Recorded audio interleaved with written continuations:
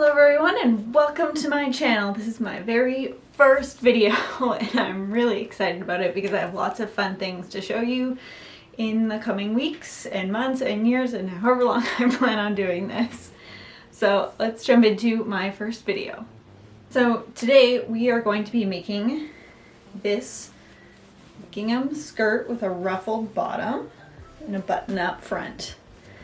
This is a project I've been wanting to work on for a while now and conveniently ended this project as it snowed, so I can't actually wear it for the fall seasons, but I'll have it for next year. So let's jump into how to make this skirt. So first you're going to want to cut out your pieces. You'll need 2 front pieces, 1 back piece cut on fold. Your waistband pieces, you'll have 2 front and 1 back. And then all of your ruffle pieces. It depends how your fabric is, it depends how many of those you have. First, we're going to start out by sewing in the darts in the front and back pieces. But before you start sewing your darts, serge or overlock the edges of your fabric if you have a fabric that'll fray, just to prevent fraying.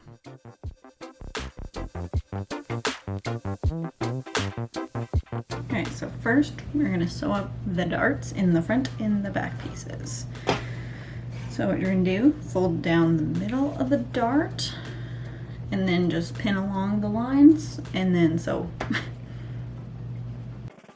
When sewing a dart, I always start from the top and then work my way down to the point just to make sure I get the teeniest little bit of fabric caught in the thread at the corner so it lays nice and flat.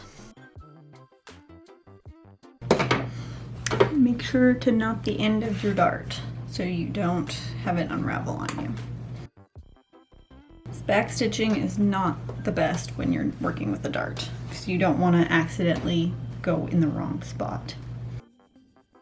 Let's do a double knot.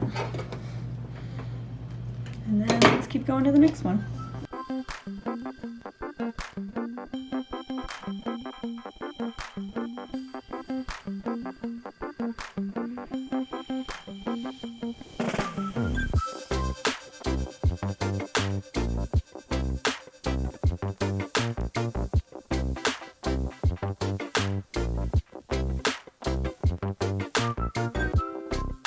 Also, here's a pro sewer tip. If your machine has this lever, attach it because it is fantastic because you kick it out and it raises your foot for you.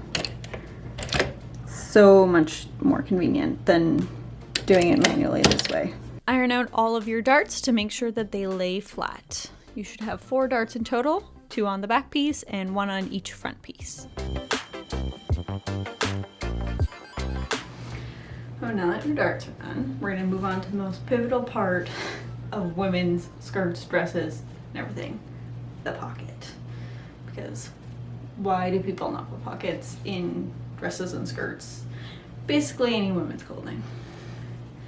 So you're going to have 2 pieces per side of your pocket. I forgot to show this in the beginning with all the other pieces you need to cut, but the pocket. So what you'll do is you'll sandwich this between, or put 1 piece on your front piece, 1 piece on your back piece, and then as you're sewing the side seam, you just zoop around the pocket. Here I'm just showing you what I mean by zoop around the pocket. Okay, getting real now on the floor. So we're gonna take your ruffle piece. Mine happens to be 5 pieces because I didn't have enough fabric to do the whole thing. So my boyfriend walked in on me while I was filming this. So what I was going to say was, with your ruffle piece, you will hem one of the long edges and then do a bias stitch on the other side. It's way easier to hem it now than once it's ruffled because it's all laying nice and flat. For those of you that don't know how to sew a basting stitch, what you do is you extend your stitch length to as high as your machine will go. And now that you have your bias stitch and hem done, we're just gonna tie the threads together at one end together. That sounded awkward, but you know what I mean.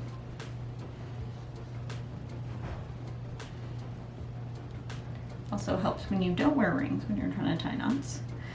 They always seem to catch on thread. Now, go to the other side, your very long piece of fabric. That's just my iron beeping at me. So what you're gonna do is just take one of the threads and just start pulling, and you'll get a ruffle. Then you're just gonna ruffle this until it's the length of the bottom of your skirt. I didn't mention this earlier, but your ruffle piece should be at least 2 times the width of the bottom of your skirt, just to make sure you have a nice, good, solid ruffle there. Okay, so it's been a hot minute since I worked on this project. It's been like 2 weeks now or so. Maybe wearing the same shirt, but it's been some time. But let me show you what I've done since the camera got turned off last time. Okay, so since last time I filmed, I added the ruffle to the bottom of the skirt and folded in and ironed the facing for the buttons and pinned it all on my mannequin just to see kind of how it looks. And I'm not really loving how straight the ruffle is, so I think I'm going to make it so that it comes up to about here and gives more of a, what's the word I'm looking for, a V, little V shape. I think it'll look cuter. So I'm going to seam rip to the side seam and then reattach it. So now that I repin the ruffle to be a little higher up in the front, I'm going to try it on to see if I like where it's sitting, just because I don't want to re-seam rip it again. Okay, this is it in the front. I do like how it comes up a bit higher in the front, just a little bit. Adds a little more asymmetry to the skirt. Yeah, I think I like it. I could do a bit higher, but I don't want to get it too high then, because then I lose ruffle, you know? Okay, so I have seam ripped and re-sewn the ruffle. As you can tell, it comes up a bit more in the front. I'm really liking how that's looking, so it's time to add the waistband. So we have 3 pieces for the waistband, 2 for the front that are shorter, and then 1 for the back that's longer. We're going to attach them at the side seams and then fold it over to make a little super long hot dog. Okay, so it's a new day and I just wanted to show you what I did last night after I turned off the camera. So I added the waistband, and it looks really good.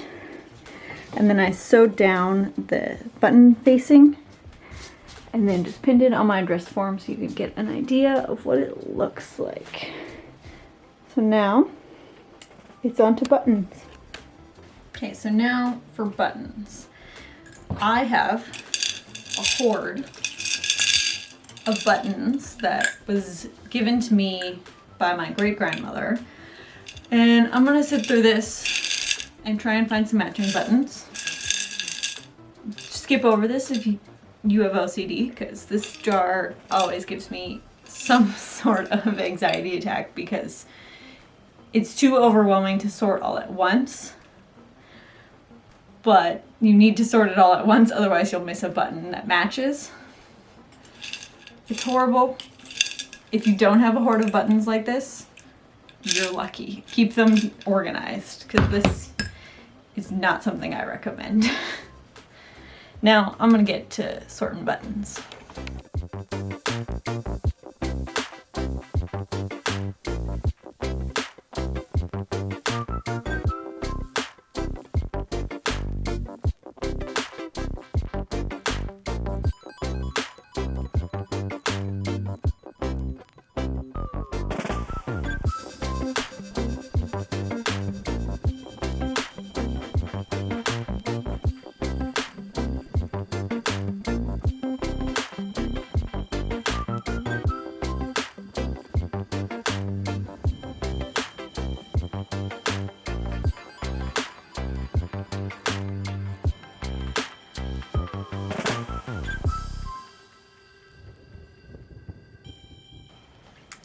Success! We have our buttons.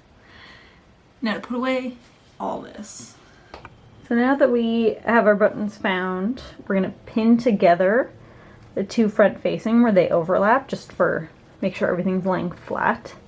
So we're going to measure out where to put our buttons. So I have 6 buttons.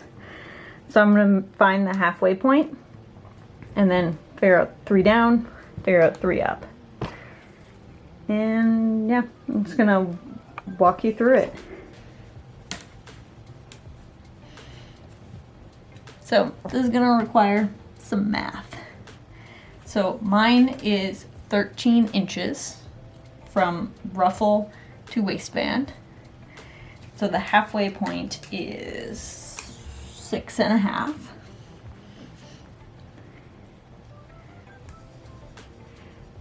So 6.5 gives me about 2 inches per button. Let me think.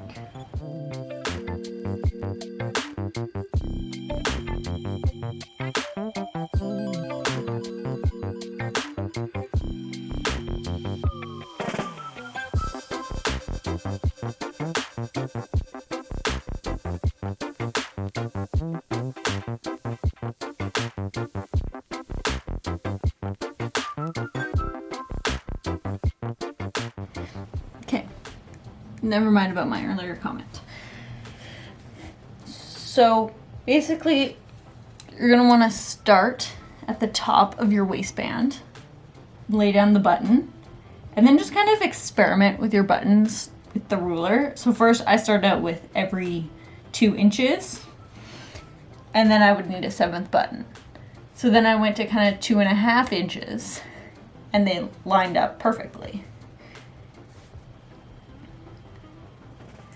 Yeah, it's just kind of trial by fire.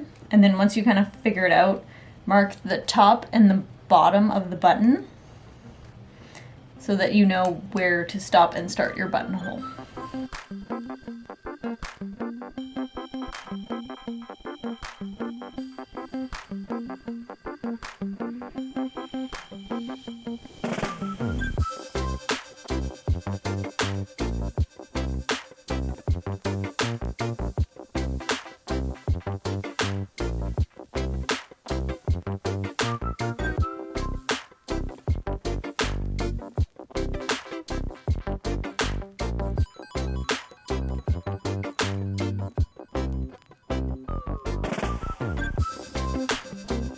So for the sides of the buttonhole, these are the settings I'm going to be using, and they create a nice skinny little zigzag.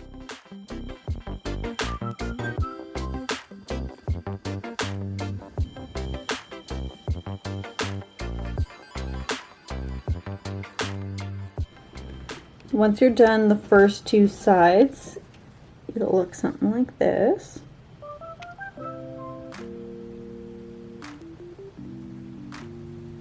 Now we're going to stitch a longer zigzag to enclose the buttonhole. So the stitch length I'm going to be using for that is this. I'm going to go ahead and do that.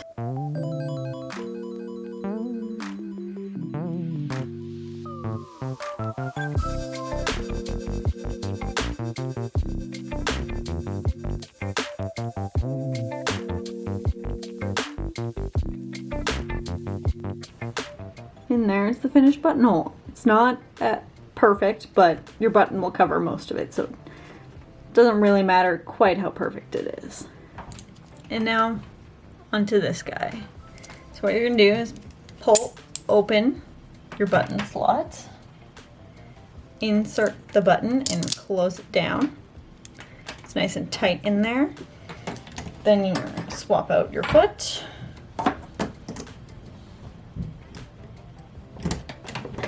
And then pull down the lever for it. It's gonna sit in between those 2 little grooves. And then you're gonna line up at the bottom of your button whole foot, and it's gonna do it for you.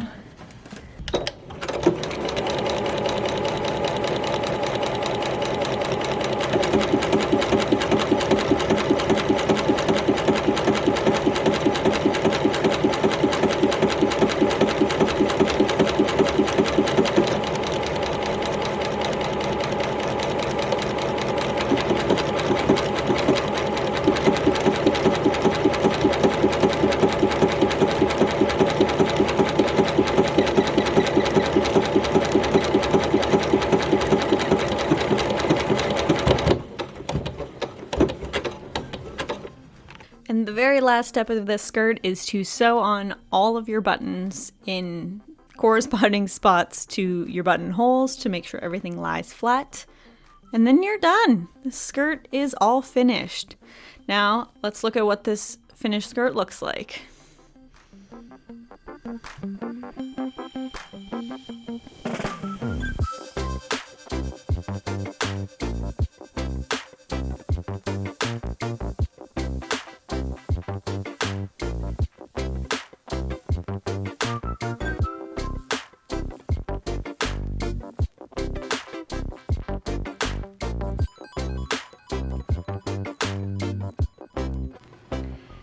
Thank you so much for watching my video.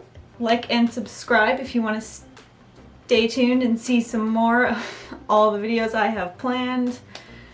I'm sorry if this video was a little rough, but like I said in the beginning, it's my first one and I will get better with time. See you all in the next one.